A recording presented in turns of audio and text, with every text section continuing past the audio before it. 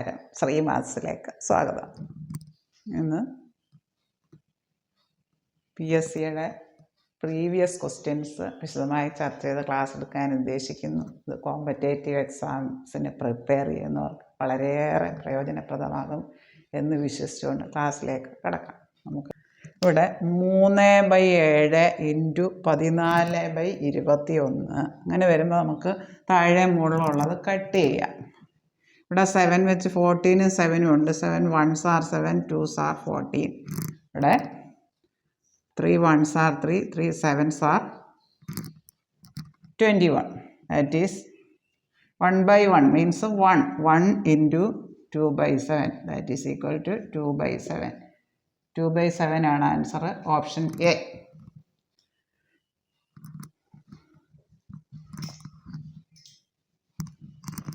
ഒരിക്കൽ കൂടി പറയാം.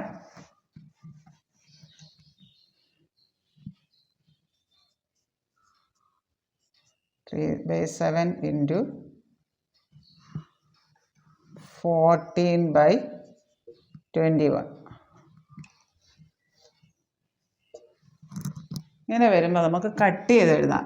താഴെ മുകളിലുള്ളത് കട്ട് ചെയ്യാം. 7 2s are 24, 3 7s are 21. ഇവിടെ 1 ഇവിടെ 1. അപ്പോൾ ഇവിടെ എന്തുണ്ട്? പിന്നെ 1 into 2 2, 1 into 7 7. 2/7 ആണ് ഉത്തരം, ഓപ്ഷൻ എ. ഇനി ഇവിടെ 8/18 into 3/15 divided by 9/25. Divided by ഒരു ഫ്രാക്ഷൻ വരുമ്പോൾ ആ എന്തുകൊണ്ടാണോ ഡിവൈഡ് ചെയ്യേണ്ടത് അതിൻ്റെ റെസിപ്രോക്കൽ ഇട്ട് ഇൻറ്റു ചെയ്താൽ മതി, തിരിച്ചിട്ട് ഗുണിച്ചാൽ മതി. ബാക്കിയുള്ളത് അങ്ങനെ തന്നെ എഴുതാം. 8/18 ഇവിടെ ഉണ്ടായിരുന്നു, ഇൻറ്റു ഇവിടെ ഒരു 3/15 ഉണ്ട്. പിന്നെ എന്തുകൊണ്ടാണ് ഡിവൈഡ് ചെയ്യേണ്ടത്? 9/25 എന്ന ഫ്രാക്ഷൻ കൊണ്ട് ഡിവൈഡ് ചെയ്യേണ്ടത്. അപ്പോൾ അത് തിരിച്ചിട്ട് ഗുണിക്കുക, അതിൻ്റെ റെസിപ്രോക്കൽ എന്ന് പറയാം. ആ ഫ്രാക്ഷൻ നേരെ അങ്ങ് തിരിച്ചിടുക. ഇനി കട്ട് ചെയ്യാം. 3 1s are 3, 3 5s are 15. 3 വെച്ച് കട്ട് ചെയ്തു. ഇനി 5 25 കട്ട് ചെയ്യാം. 5 1s are 5, 5 5s are 25. ഇനി ഇത് 2 വെച്ച് കട്ട് ചെയ്യാം. 2 4s 2 9s. പിന്നെ ഇവിടെ എന്തുകൊണ്ട്? മുകളിലൊരു 4 into 1 into 5, 4 into 1 into 5 cut ചെയ്ത് കഴിയുമ്പോൾ 9 into 1 into 9, that is 4 into 5 എത്രയാണ്? 20/81. ഇവിടെ ഓപ്ഷൻ സി ആണ് ഉത്തരം, ഓപ്ഷൻ സി ആണ് ഉത്തരം. ഇതേ കൂടി പറയാം.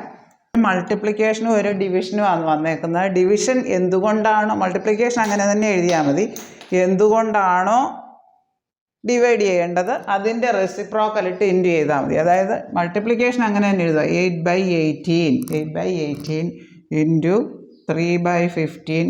ഇനി ഇവിടെ ഡിവൈഡഡ് ബൈ 9/25 എന്നാണ്. ഡിവൈഡഡ് ബൈ ഒരു ഫ്രാക്ഷൻ എന്ന് പറഞ്ഞു കഴിഞ്ഞാൽ അത് തിരിച്ചിട്ട് അതിൻ്റെ റെസിപ്രോക്കൽ ഇട്ടങ്ങ് ഇൻറ്റു ചെയ്താൽ മതി. 25/9. ഇത് കട്ട് ചെയ്ത് പോവാം. 3 1s are 3, 3 5s are 15. ഇനി 5 വെച്ച് ഇതിനെ കട്ട് ചെയ്യാം. 5 1s are 5, 5 5s are 25.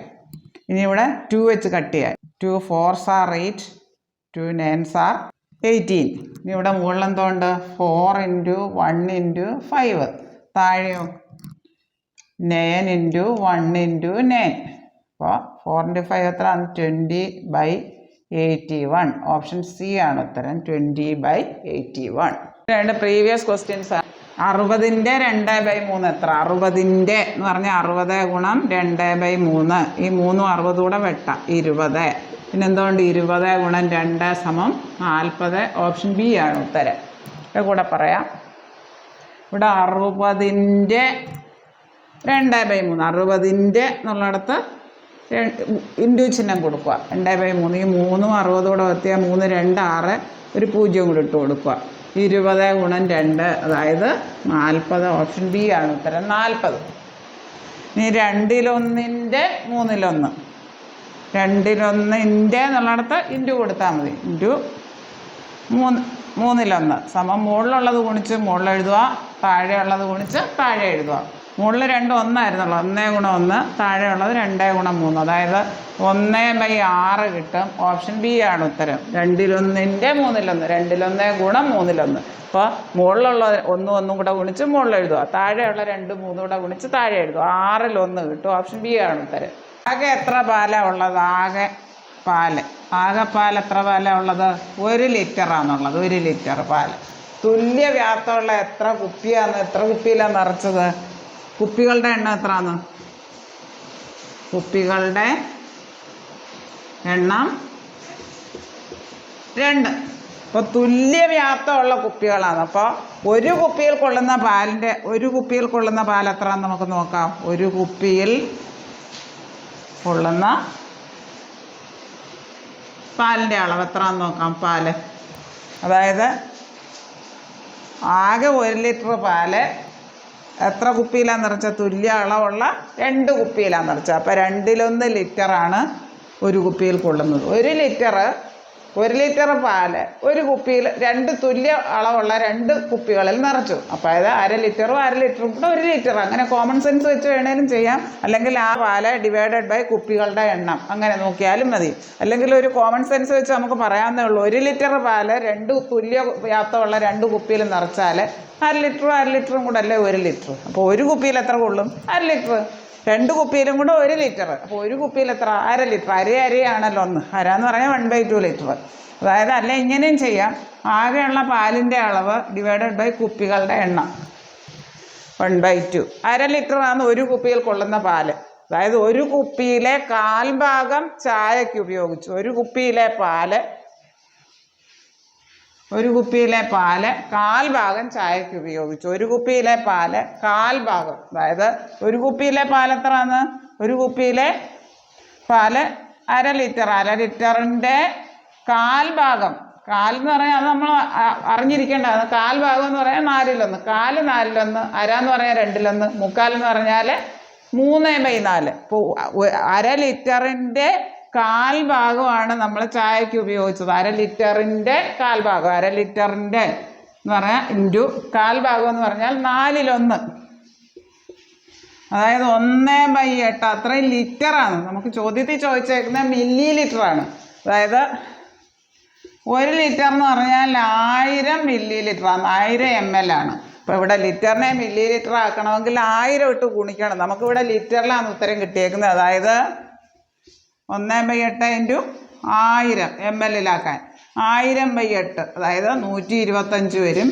Option A ആണ് ഉത്തരം. 125 വരും. ഓപ്ഷൻ എ ആണ് ഉത്തരം. 1 ലിറ്റർ പാല് തുല്യവ്യാപ്തമുള്ള 2 കുപ്പികളിൽ നിറച്ചു. ഇപ്പോൾ 2 കുപ്പികളിലാണ്. കുപ്പികളുടെ എണ്ണം അടിയിൽ മുകളിൽ എത്ര പാലുണ്ടോ അത് അങ്ങനെ എടുക്കാം. അല്ലെങ്കിൽ 1 ലിറ്റർ പാലാണ് 2 തുല്യ അളവുള്ള 2 കുപ്പിയിലെടുത്തത്, തുല്യ വലിപ്പമുള്ള 2 കുപ്പിയിലെടുത്തത്. അപ്പോൾ ഒരു കുപ്പിയിൽ എത്ര കാണും? 1/2 ലിറ്റർ. അടുത്ത കുപ്പിയിലും 1/2 ലിറ്റർ. 1/2 ലിറ്ററും ആണല്ലോ 1 ലിറ്റർ. അപ്പോൾ ആകെ പാൽ 1 ലിറ്റർ, കുപ്പികളുടെ എണ്ണം 2. അപ്പോൾ ഒരു കുപ്പിയിൽ എത്ര കാണും? 1/2 ലിറ്റർ, 1/2 ലിറ്റർ.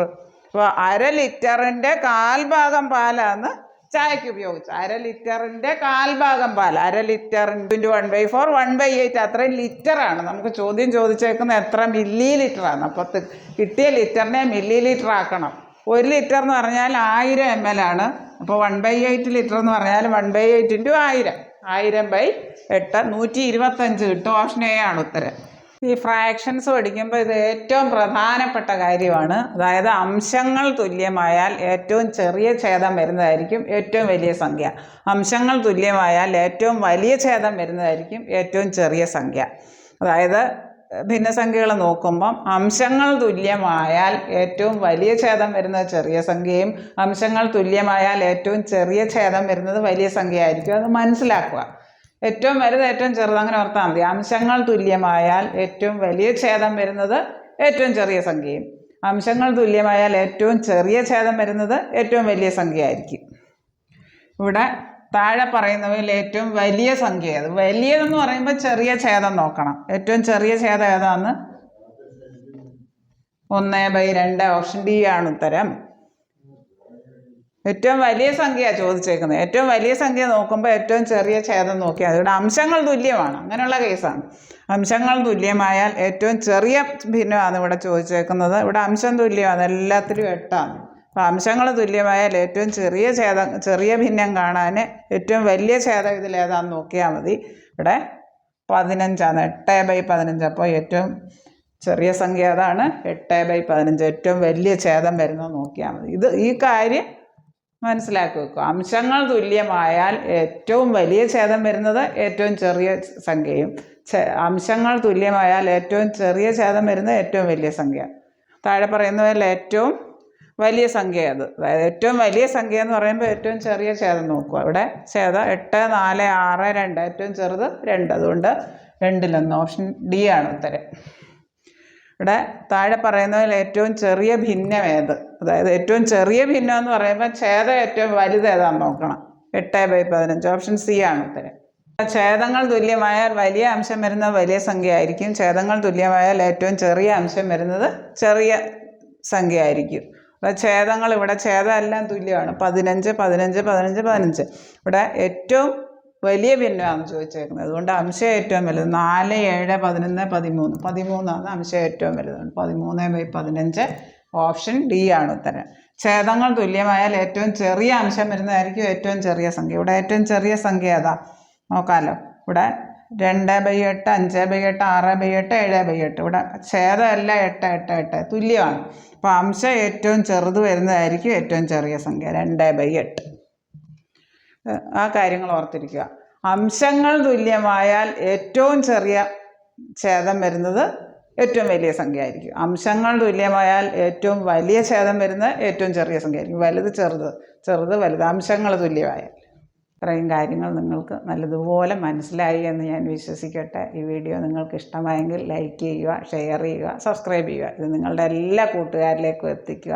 കോമ്പറ്റേറ്റീവ് എക്സാംസിന് പ്രിപ്പയർ ചെയ്യുന്നവർക്ക് ഈ പ്രീവിയസ് ക്വസ്റ്റ്യൻസിൻ്റെ റിവിഷൻ വളരെയേറെ പ്രയോജനപ്പെടും. ഈ വീഡിയോ ഇഷ്ടമായെങ്കിൽ സബ്സ്ക്രൈബ് ചെയ്യാൻ മറക്കല്ലേ. Thank you for all.